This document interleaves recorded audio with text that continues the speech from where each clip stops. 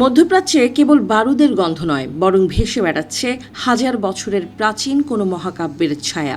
Iran ও ইসরায়েলের মধ্যে চলমান এই বিধ্বংসী সংঘাত কি কেবল ভূ রাজনীতি আর তেলের বাজারের নিয়ন্ত্রণ, নাকি পর্দার আড়ালে কাজ করছে কোনো ধর্মীয় শেষ জামানার ভবিষ্যৎবাণী?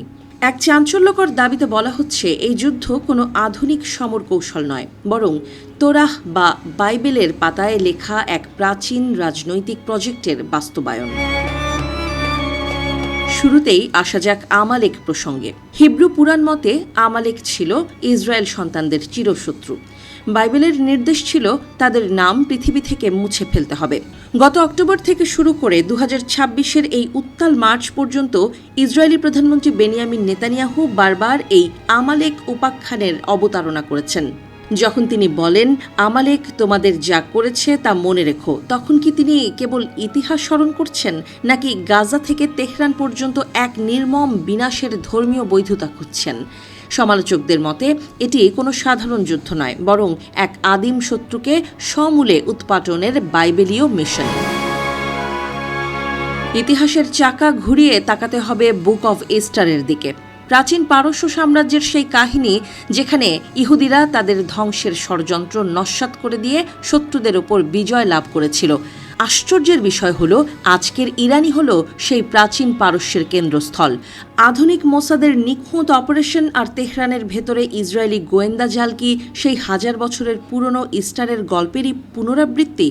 বিশ্লেষক ম্যাথিউ বুজ বলছেন, পুতিন বা শি জিনপিংয়ের মতো বাস্তববাদী নেতাদের ভিড়ে এই যুদ্ধের আসল চালিকা শক্তি হয়তো লুকিয়ে আছে কোনো প্রাচীন ধর্মীয় জিঘাংসার মধ্যে। ভবিষ্যৎবাণীর গোলকধাঁধায় সবচেয়ে ভয়ঙ্কর অধ্যায়টি হল গগ ও মাগগের যুদ্ধ। এজিকিয়েল নবীর দর্শন অনুযায়ী শেষ সময়ে এক বিশাল জোট ইসরায়েলকে আক্রমণ করবে এবং স্রষ্টা তাদের ধ্বংস করবেন।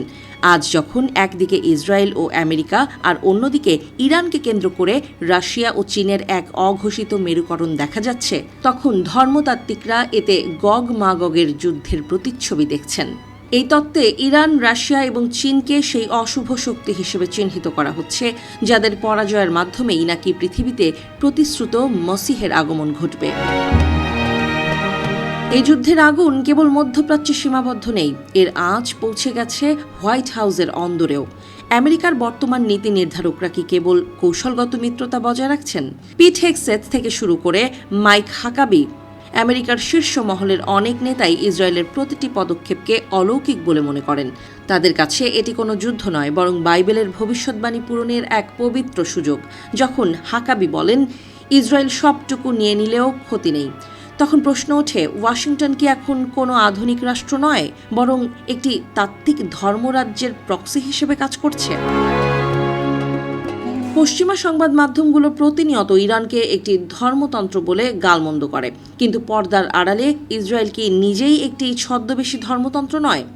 সমালোচকদের দাবি, ইসরায়েলের বর্তমান লক্ষ্য কোনো সাধারণ সীমানা রক্ষা নয়, বরং গ্রেটার ইসরায়েল বা নীল নদ থেকে ইউফ্রেটিস পর্যন্ত সাম্রাজ্য বিস্তার করা। এই প্রকল্পের চূড়ান্ত ধাপ হল তৃতীয় মন্দির নির্মাণ এবং মসিহের অভিষেক। আর এই ধর্মীয় উচ্চাকাঙ্ক্ষার পথে ইরান হলো সবচেয়ে বড় বাধা, যাকে সরানোর জন্য ব্যবহার করা হচ্ছে আধুনিকতম ড্রোন আর মিসাইল। তবে এই সমীকরণে একটি বড় প্রশ্নবোধক চিহ্ন হল রাশিয়া ও চীন। বেইজিং এবং মস্কোর কাছে এই যুদ্ধ কেবল অর্থনৈতিক স্বার্থ আর প্রভাব বিস্তারের লড়াই। পুতিনের রাশিয়া আর শি জিনপিংয়ের চীন কি কোনো বাইবেলীয় যুদ্ধে সামিল হতে চাইবে? সম্ভবত না। কিন্তু ট্র্যাজেডি হলো, যদি যুদ্ধের এক পক্ষ এটিকে ধর্মযুদ্ধ মনে করে লড়তে থাকে, তবে অন্য পক্ষ বাস্তববাদী হয়েও সেই আগুনের শিখা থেকে বাঁচতে পারবে না।